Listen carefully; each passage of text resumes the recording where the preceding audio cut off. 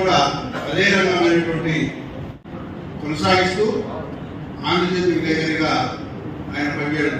సహజంగా నేను ఫోటోలు అవన్నీ కటింగ్లు పెట్టుకోను. ఈరోజు కూడా ప్రసాద్ ప్రతిరోజు ఏదో భాస్కర్ మాత్రం ప్రసాద్ అనుకుంటాడు.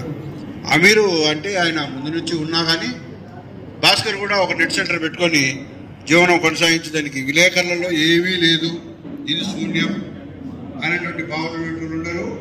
అయితే ఆ సృజన దాన్ని మనం హర్షించాలా.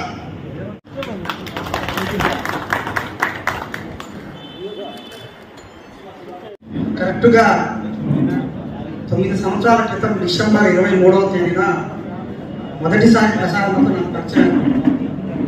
ఎందుకు అంటే ఈ 5 ఏళ్లలో బాగా డెవలప్ అయింది కానీ తక్కువ.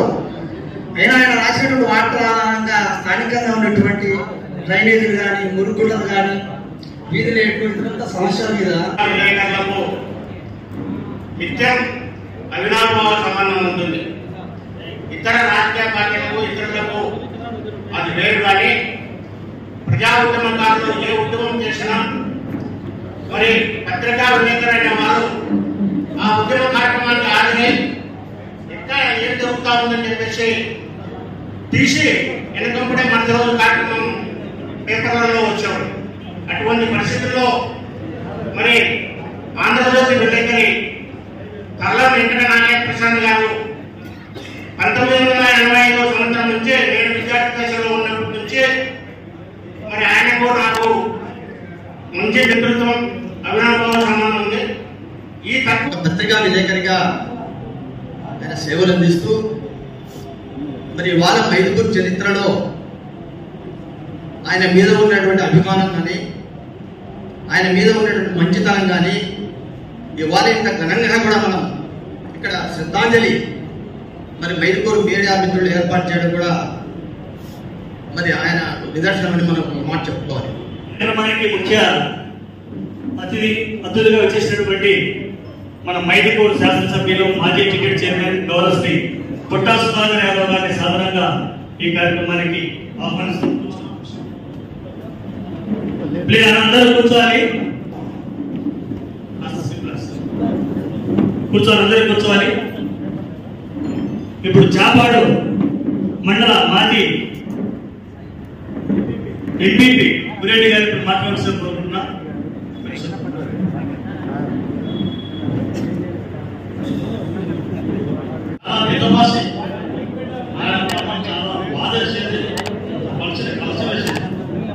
ఎందుకంటే ఆయన ఎప్పుడు కావాలా ఎక్కడ కావాలా చాలా ఒబీడియంట్, పెద్దలంటే చాలా గౌరవం, గౌరవంతో ప్రవర్తించు చాలా మర్యాదపూర్వకంగా కలిసి వచ్చేవాడు.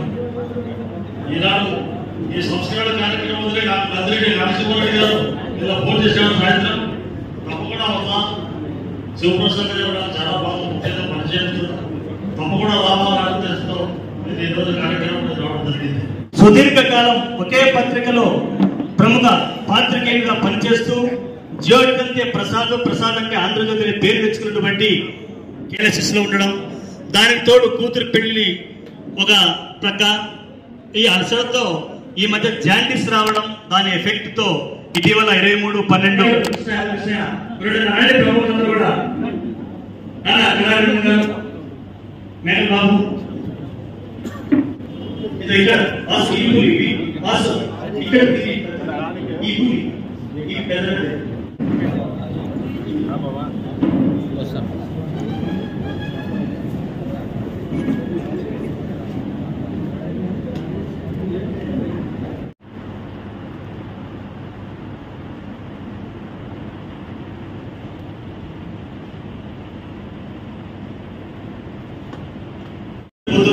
వాళ్ళిద్దరు వచ్చారు. చిన్న ఆడపిల్లలు వాళ్ళ విశేష ఇంకా కాబట్టి రాలేదు. వాళ్ళిద్దరు కూతురు వచ్చారు, వాళ్ళ బంధువులు వచ్చారు. కాబట్టి సుదీర్ఘకాలంలో ఆంధ్రజ్యోతిలో భాస్కర్ ఏమంటారు కూడా ముందు మీడియా ప్రతినిధులు కూడా కలిసి ఒకసారి మరి వాళ్ళ కార్యక్రమాలు వాళ్ళు క్యాస్పారం చేస్తున్నారు. మనం అందరం పిలిచి అన్ని కులాలు మాట్లాడాల్సిన కోరుకుంటాం. ఈ కార్యక్రమానికి మూల కాకూడదు కాబట్టి అందరికీ నాశవరాన్ని మాట్లాడాల్సిన నేను స్వయంగా ఈ సంతాప సభ ఏర్పాటు చేశాను. మిత్రుల సహకారం కార్యక్రమానికి వచ్చిన ప్రతి ఒక్కరికి కృతజ్ఞతాభివందనాలు. ప్రసాద్ అనే వ్యక్తి ఒక గొప్ప వ్యక్తి. అందరికీ ఆయన ఆర్యవైశ్య కులస్తుడే కావచ్చు, కానీ ధైర్యవంతుడుగా నాకు తెలిసి నా 25 ఏళ్ల అనుభవంలో ఒక గొప్ప వ్యక్తి, ఒక ధైర్యవంతుడు. అలాంటి ధైర్యవంతుడిని నేను ఇంతవరకు ఎక్కడ చూడలేదు. కానీ నా మాటల్లో చాలా చూశాను. ఆయన ఏదైనా సరే ఏ దానికి కొనకుండా ఏ వార్తనైనా రాయగలిగిన సమర్థుడు, అంత వ్యక్తి అతను. అందుకే చెప్తున్నా, అతను ఆర్యవైశ్య కులం అంటే మనం ఒక విధంగా తక్కువ చూస్తాము, కానీ అతను ఆర్యవైశ్య కులస్తుడే కాదు నా అభిప్రాయంగా. ఒక గొప్ప వ్యక్తి, ధైర్యవంతుల్లో నేను 25 ఏళ్ల అనుభవంలో తెలుగుదేశం చూసిన వ్యక్తి. మిగతా ఎవరిని చెప్పను, కానీ ఒకే ఒక్కడు, అతనే తల్లం ప్రసాద్. మాట్లాడుతా చెప్పారు. ప్రసాద్ మొదటగా నా దగ్గరే పనిచేశాడు, విశాలాంధ్ర విలేకరిగా ఎక్కువ కాలం పనిచేశాడు. మైపూర్ నుంచి చాలా మంచి వ్యక్తి, బాగా వార్తలు రాసేవాడు. జనరల్గా ఈరోజు ప్రసాద్ విలేకరి సతాం సభ వచ్చినటువంటి